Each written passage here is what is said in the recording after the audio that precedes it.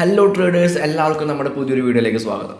വളരെ ഇമ്പോർട്ടൻ്റ് ആയിട്ടുള്ള ഒരു കാര്യം പറയാനാണ് ഇന്നത്തെ ഈ ഒരു വീഡിയോ ചെയ്യുന്നത്. അതായത് കുറച്ച് ദിവസങ്ങൾക്ക് മുമ്പ് ഞാനൊരു വീഡിയോ ചെയ്തിട്ടുണ്ടായിരുന്നു. അതായത് ഞാൻ ഇപ്പോൾ ബൈ ചെയ്യാനായിട്ട് പോവുകയാണ് എന്ന് പറഞ്ഞുകൊണ്ട് ഒരു വീഡിയോ ചെയ്തിട്ടുണ്ടായിരുന്നു. ഒരു 18K മുതൽ 20K വരെയുള്ള ആ ഒരു ഏരിയയിലായിരുന്നു ഞാൻ ആ ഒരു ബൈയിങ് ടൈമാണെന്ന് പറഞ്ഞുകൊണ്ടൊരു വീഡിയോ ചെയ്തിട്ടുണ്ടായിരുന്നു. പ്രൈസ് ഇപ്പോഴും ആ ഒരു ഏരിയയിൽ തന്നെയാണ് നിന്ന് കളിക്കുന്നത് എന്നുള്ള കാര്യങ്ങൾ നിങ്ങൾക്ക് അറിയാവുന്നതാണ്. ആൻഡ് ആ ഒരു ഏരിയ ബ്രേക്ക് ചെയ്ത് കഴിഞ്ഞിട്ടുണ്ടെങ്കിൽ തീർച്ചയായിട്ടും ബ്രേക്ക് ചെയ്യാനായിട്ടുള്ള സാധ്യതകൾ നമുക്ക് മാർക്കറ്റ് നോക്കിക്കഴിഞ്ഞാൽ കാണാനായിട്ട് പറ്റുന്നുണ്ട്. അങ്ങനെ ഒരു ബ്രേക്ക് ഔട്ട് അവിടെ സംഭവിച്ചു കഴിഞ്ഞിട്ടുണ്ടെങ്കിൽ ഇപ്പോൾ ഉള്ള ആ ഒരു വളരെ സ്ട്രോങ് ആയിട്ടുള്ള സപ്പോർട്ട് ഏരിയ ബ്രേക്ക് ചെയ്ത് കഴിഞ്ഞിട്ടുണ്ടെങ്കിൽ പിന്നീട് എവിടെയായിരിക്കും പ്രൈസ് എത്താനായിട്ട് പോകുന്നത് എന്നുള്ള കാര്യങ്ങളാണ് നമ്മൾ ഇന്ന് സംസാരിക്കാനായിട്ട് പോകുന്നത്. അപ്പോൾ ആ ഒരു ഏരിയയിലായിരിക്കും നമ്മുടെ അടുത്ത ബൈയിങ് ഓപ്പർച്യൂണിറ്റി വരാനായിട്ട് പോകുന്നത്. അപ്പോൾ ഏത് രീതിയിലായിരിക്കും പ്രൈസ് ആ ഒരു ഏരിയയിലേക്ക് എത്താനായിട്ട് പോവുക എന്നുള്ള കാര്യങ്ങളൊക്കെയാണ് നമ്മൾ ഇന്നത്തെ ഈ ഒരു അനാലിസിസ് നോക്കാനായിട്ട് പോകുന്നത്. ഒട്ടും തന്നെ സ്കിപ്പ് ചെയ്യാതെ കംപ്ലീറ്റ് ആയിട്ട് കാണാം. നേരെ വീഡിയോയിലേക്ക് പോവാം.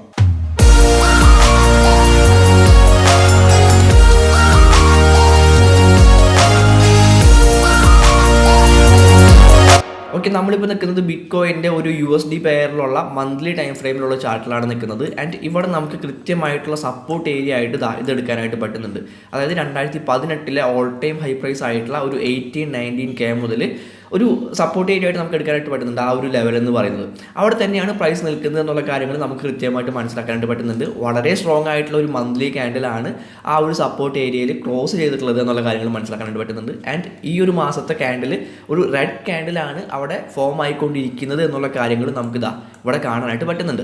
ഓക്കെ, അപ്പോൾ ഇപ്പോഴുള്ള ഈ ഒരു മാർക്കറ്റ് സെൻറ്റിമെൻറ്റ് വെച്ച് നോക്കുകയാണ് എന്നുണ്ടെങ്കിൽ പ്രൈസ് തീർച്ചയായിട്ടും ഈ ഒരു സപ്പോർട്ട് ഏരിയ ബ്രേക്ക് ചെയ്യാനായിട്ടുള്ള സാധ്യതകൾ നമുക്ക് അവിടെ പറയാനായിട്ട് പറ്റും. കാരണം വളരെ സ്ട്രോങ് ആയിട്ടുള്ള സെല്ലിംഗ് പ്രഷറാണ് സംഭവിച്ചുകൊണ്ടിരിക്കുന്നത് എന്നുള്ളതുകൊണ്ട് തന്നെ ഉടനെ തന്നെ ഒരു ബുൾ മാർക്കറ്റിലേക്ക് പ്രൈസ് കടക്കും എന്നുള്ള കാര്യങ്ങൾ നമുക്ക് ഇപ്പോൾ പറയാനായിട്ട് പറ്റില്ല. അപ്പോൾ ഈ ഒരു ബെയർ മാർക്കറ്റ് ഏതൊക്കെ രീതിയിൽ നമുക്ക് പ്രോഫിറ്റബിൾ ആയിട്ട് യൂസ് ചെയ്യാനായിട്ട് പറ്റും എന്നുള്ള കാര്യങ്ങളാണ് നമ്മൾ ഇപ്പോൾ പ്രധാനമായിട്ട് നോക്കേണ്ടത്. അപ്പോൾ അതിന് ഏറ്റവും നല്ല വഴി എന്ന് പറയുന്നത് ഓരോ പ്രധാനമായിട്ടുള്ള സപ്പോർട്ട് ലെവലുകളിലും നമ്മൾ കൂടുതൽ ബൈ ചെയ്തുകൊണ്ടിരിക്കുക എന്നുള്ള കാര്യം മാത്രമാണ്. തീർച്ചയായിട്ടും ബിറ്റ്കോയിൻ ലോങ് ടൈമിലേക്ക് നമുക്ക് വളരെ വലിയ രീതിയിലുള്ള പ്രോഫിറ്റ് തരും എന്നുള്ള കാര്യം എല്ലാവർക്കും അറിയാവുന്നതാണ്. അപ്പോൾ അതുകൊണ്ട് തന്നെ ഒരു ലോങ് ടൈം പെർസ്പെക്റ്റീവിൽ മാത്രം ഒരു 10-20 വർഷത്തേക്ക് മാത്രം നിങ്ങൾ ബിറ്റ്കോയിൻ നോക്കുകയാണെന്നുണ്ടെങ്കിൽ ആ രീതിയിലുള്ള ഒരു ഇൻവെസ്റ്റ്മെൻ്റ് ആണ് നിങ്ങൾ ബിറ്റ്കോയിൻ നടത്തുന്നതെന്നുണ്ടെങ്കിൽ തീർച്ചയായിട്ടും ഈ ഒരു ബെയർ മാർക്കറ്റ് നിങ്ങൾക്ക് വളരെ പ്രോഫിറ്റബിൾ ആയിട്ടുള്ള രീതിയിൽ യൂസ് ചെയ്യാനായിട്ട് പറ്റും. അപ്പോൾ ഇവിടെയാണ് നമ്മുടെ പ്രധാനമായിട്ടുള്ള സപ്പോർട്ട് ഏരിയ വരുന്നത്. അതായത് ഒരു 19K മുതൽ 20K വരെയുള്ള ആ ഒരു ഏരിയ നമുക്ക് ഗംഭീരമായിട്ടുള്ള സപ്പോർട്ട് ഏരിയ ആയിട്ട് എടുക്കാൻ പറ്റുന്ന ഒരു ഏരിയ ആണ്. ഞാനിപ്പോൾ ഈ മാർക്ക് ചെയ്ത് വെച്ചിട്ടുള്ള ഈ ഒരു ഏരിയ. അപ്പോൾ ഈ ഒരു ഏരിയ ബ്രേക്ക് ചെയ്ത് കഴിഞ്ഞിട്ടുണ്ടെങ്കിൽ, അതായത് ഈ ഒരു വളരെ സ്ട്രോങ് ആയിട്ടുള്ള ഒരു സപ്പോർട്ട് ഏരിയ ബ്രേക്ക് ചെയ്ത് കഴിഞ്ഞിട്ടുണ്ടെങ്കിൽ പിന്നീട് വരുന്ന സപ്പോർട്ട് ഏരിയ ഏതാണ്? നമുക്ക് ഈ ലെഫ്റ്റ് സൈഡിലേക്ക് നോക്കുകയാണെങ്കിൽ പിന്നീട് വരുന്ന ഒരു സപ്പോർട്ട് ഏരിയ എന്ന് പറയുന്നത് ഈ ഒരു 10K ആണ് എന്നുള്ള കാര്യം നമുക്ക് കൃത്യമായിട്ട് പറയാനായിട്ട് പറ്റുന്നുണ്ട്. കാരണം ഇവിടെയാണ് പിന്നീടുള്ള ഒരു സ്വിംഗ് ഹൈ വരുന്നത് എന്നുള്ള കാര്യങ്ങൾ നമുക്ക് കൃത്യമായിട്ട് മനസ്സിലാക്കാൻ പറ്റുന്നുണ്ട്. മാത്രമല്ല ഈ ഒരു ലെവലിനെ ബ്രേക്ക് ചെയ്തുകൊണ്ടാണ് ബ്രേക്ക് ചെയ്ത് തന്നെ അവിടേക്ക് ഒരു റീടെസ്റ്റ് നടത്തിയതിന് ശേഷമാണ് ഒരു പുതിയ ഓൾ ടൈം ഹൈ ക്രിയേറ്റ് ചെയ്യുന്ന രീതിയിലുള്ള പ്രൈസ് മൂവ്മെൻറ്റ് ബിറ്റ്കോയിനിൽ സംഭവിച്ചിട്ടുള്ളത്. അപ്പോൾ ഇത് തീർച്ചയായിട്ടും വളരെ ഇമ്പോർട്ടൻ്റ് ആയിട്ടുള്ള ഒരു ലെവലാണെന്ന് നമുക്ക് കൃത്യമായിട്ട് പറയാനായിട്ട് പറ്റുന്നുണ്ട്. അതിനുള്ള കാരണങ്ങൾ നമുക്ക് പ്രൈസ് ആക്ഷൻ നോക്കുകയാണ് എന്നുണ്ടെങ്കിൽ ഇവിടെ കാണാനായിട്ട് പറ്റുന്നുണ്ട്. അതായത് ഇവിടെ നല്ല രീതിയിൽ ഒരു റെസിസ്റ്റൻസ് ആയിട്ട് പ്രൈസ് ആക്ട് ചെയ്തിട്ടുള്ള ഒരു ഏരിയ ആയിരുന്നു. ഈ ഒരു ഏരിയയിൽ നിന്ന് ഒരുപാട് തവണ പ്രൈസ് റിജക്ഷൻസ് കിട്ടുന്നത് കാണാനായിട്ട് പറ്റും. മാത്രമല്ല പ്രൈസ് ആ ഒരു ഏരിയ ബ്രേക്ക് ചെയ്യാൻ സാധിക്കാതെ ഒന്ന് കൺജസ്റ്റഡ് ആയിട്ട് നീങ്ങുന്നത് നമുക്കിവിടെ കാണാനായിട്ട് പറ്റുന്നുണ്ട്. ആൻഡ് ആ ഒരു ഏരിയ ബ്രേക്ക് ചെയ്തതിന് ശേഷം ഒരു ബ്രേക്ക് ഔട്ട് ക്യാൻഡിൽ അവിടെ വന്നതിന് ശേഷം പ്രൈസ് വീണ്ടും ആ ഒരു ഏരിയ ടെസ്റ്റ് ചെയ്യുന്നുണ്ട്. അതിനുശേഷമാണ് ഗംഭീരമായിട്ടുള്ള ഒരു പ്രൈസ് മൂവ്മെൻറ്റ് നമുക്ക് ബിറ്റ്കോയിനിൽ ഇവിടെ കാണാനായിട്ട് പറ്റിയിട്ടുള്ളതും ഒരു ഓൾ ടൈം ഹൈ ക്രിയേറ്റ് ചെയ്യുന്ന രീതിയിലുള്ള ഒരു മൂവ്മെൻറ്റ് ബിറ്റ്കോയിനിലൂടെ സംഭവിച്ചിട്ടുള്ളതും. അപ്പോൾ തീർച്ചയായിട്ടും ഈ ഒരു 10K എന്ന് പറയുന്ന ഏരിയ ഗംഭീരമായിട്ടുള്ള ഒരു സപ്പോർട്ട് ഏരിയ ആയിട്ട് നമുക്ക് ഇനി എടുക്കാനായിട്ട് പറ്റും. ഈ ഒരു ഇപ്പോൾ നിൽക്കുന്ന ഈ ഒരു ഏരിയ ബ്രേക്ക് ചെയ്യുകയാണെന്നുണ്ടെങ്കിൽ. അപ്പോൾ മന്ത്ലി ടൈം ഫ്രെയിമിൽ നമുക്ക് ഈ കാര്യങ്ങളാണ് നമുക്ക് കൃത്യമായിട്ടുള്ള ഒരു സപ്പോർട്ട് ലെവൽ നമുക്ക് അവിടെ കിട്ടിയിട്ടുണ്ട്. 10K എന്ന് പറയുന്ന ഒരു കൃത്യമായിട്ടുള്ള സപ്പോർട്ട് ലെവൽ നമുക്ക് മന്ത്ലി ടൈം ഫ്രെയിമിൽ നിന്ന് കിട്ടിയിട്ടുണ്ട്. ആൻഡ് ഈ ഒരു സപ്പോർട്ട് ഏരിയ ബ്രേക്ക് ചെയ്യാനായിട്ട് സാധ്യതയുണ്ട് എന്ന് പറയാനായിട്ടുള്ള മറ്റൊരു കാരണം എന്താണെന്ന് നോക്കിക്കണ്ടിട്ടുണ്ടെങ്കിൽ നമുക്കിവിടെ കൃത്യമായിട്ടുള്ള ഒരു ഡബിൾ ടോപ്പ് ചാർട്ട് പാറ്റേൺ കിട്ടിയിട്ടുണ്ടായിരുന്നു. നമ്മൾ മുൻപൊരു വീഡിയോയിൽ അതിനെപ്പറ്റി സംസാരിച്ചിട്ടുള്ളതാണ്. ആൻഡ് ഈ ഒരു ടോപ്പിൽ നിന്നും ഈ ഒരു നെക്ക് ലൈനിലേക്കുള്ള ഒരു ഡിസ്റ്റൻസ് നോക്കുകയാണ് എന്നുണ്ടെങ്കിൽ, അതായത് ഏകദേശം ഇവിടെ മുതൽ ഇവിടം വരെയുള്ള ഒരു ഡിസ്റ്റൻസ് നോക്കുകയാണ് എന്നുണ്ടെങ്കിൽ നമുക്ക് നെക്ക് ലൈനിൽ നിന്നും താഴേക്ക് ആ ഡിസ്റ്റൻസ് തന്നെ എടുക്കാനായിട്ട് പറ്റും. സോ ആ ഒരു ഡിസ്റ്റൻസ് തന്നെ വരികയാണ് എന്നുണ്ടെങ്കിൽ ഏകദേശം ഒരു 16K ആണ് ആ ഒരു ഡിസ്റ്റൻസ് കാണിക്കുന്നത്. അപ്പോൾ അതുകൊണ്ട് തന്നെ ഇപ്പോഴുള്ള ഈ ഒരു സപ്പോർട്ട് ഏരിയ ബ്രേക്ക് ചെയ്യാനായിട്ടുള്ള സാധ്യതകൾ നമുക്ക് ഈ ഒരു ഡബിൾ ടോപ്പ് ചാർട്ട് പാറ്റേൺ വെച്ച് നോക്കുകയാണ് എന്നുണ്ടെങ്കിൽ നമുക്ക് പ്രതീക്ഷിക്കാനായിട്ടും പറ്റുന്നതാണ്. അപ്പോൾ അതുകൊണ്ട് തന്നെ ഈ ഒരു സപ്പോർട്ട് ഏരിയ ബ്രേക്ക് ചെയ്യുകയാണ് എന്നുണ്ടെങ്കിൽ പ്രൈസ് വളരെ ശക്തമായിട്ട് തന്നെ താഴേക്ക് പോകാനായിട്ട് സാധ്യതയുണ്ട്. ഈ ഒരു 10Kയിലേക്കൊക്കെ പ്രൈസ് വരാനായിട്ടുള്ള സാധ്യതകൾ നമുക്ക് പ്രതീക്ഷിക്കാവുന്നതാണ്. അപ്പോൾ മന്ത്ലി ടൈം ഫ്രെയിമിൽ നമുക്ക് ഇത്രയും കാര്യങ്ങളാണ് കാണാനായിട്ട് പറ്റുന്നത്. ഞാൻ ഈ 10K എന്ന് പറയുന്ന ലൈൻ ഒഴികെയുള്ള ബാക്കി എല്ലാ ലൈനുകളും ഞാനിവിടെ ഒന്ന് ഇറേസ് ചെയ്യുന്നുണ്ട്.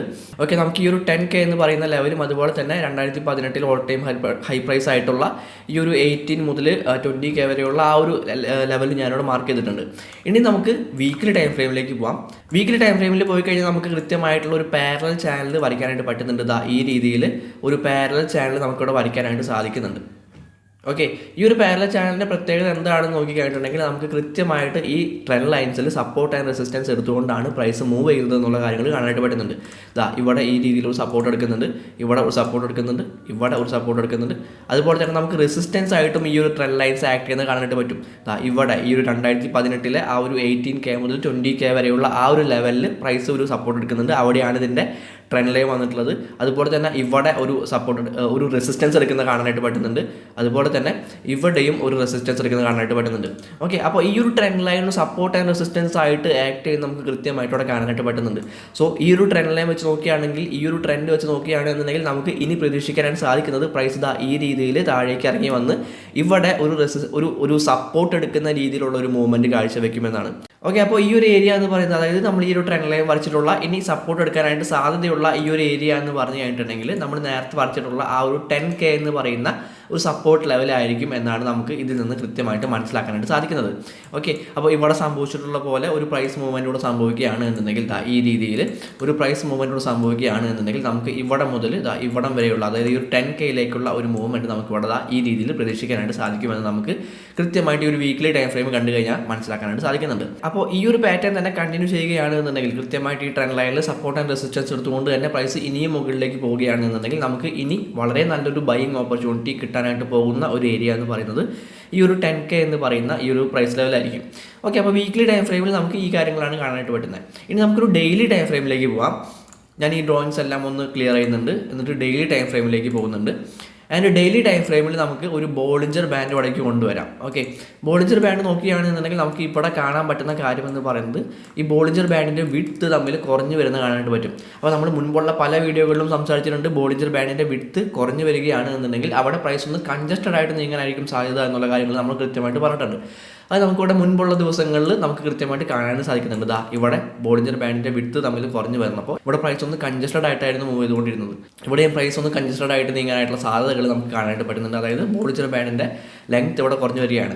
അപ്പോൾ ഇവിടെ സംഭവിച്ചിട്ടുള്ള അതേ കാര്യം തന്നെയാണ് ബോളിഞ്ചർ ബാൻഡിൽ ഇവിടെയും സംഭവിച്ചുകൊണ്ടിരിക്കുന്നത്. പ്രൈസ് നല്ല രീതിയിൽ ഒരു ഡൗൺ മൂവ്മെൻറ്റ് ഇവിടെ ക്രിയേറ്റ് ചെയ്തു. ദെൻ ഈ ഒരു ബോളിഞ്ചർ ബാൻഡിൻ്റെ വിഡ്ത്ത് കുറഞ്ഞതോടൊപ്പം തന്നെ പ്രൈസ് ഒന്ന് കൺജസ്റ്റഡ് ആയിട്ട് നീങ്ങിയിട്ടുണ്ട്. അപ്പോൾ ഇവിടെയും സംഭവിച്ചുകൊണ്ടിരിക്കുന്നത് തന്നെയാണ്, പ്രൈസ് നല്ല രീതിയിൽ താഴേക്ക് വന്നിട്ടുണ്ട്. ദെൻ ബോളിഞ്ചർ ബാൻഡിൻ്റെ വിഡ്ത്ത് കുറയുന്നതിനോടൊപ്പം തന്നെ പ്രൈസ് കൺജസ്റ്റഡ് ആയിട്ട് നീങ്ങുന്നത് കാണാനായിട്ട് പറ്റും.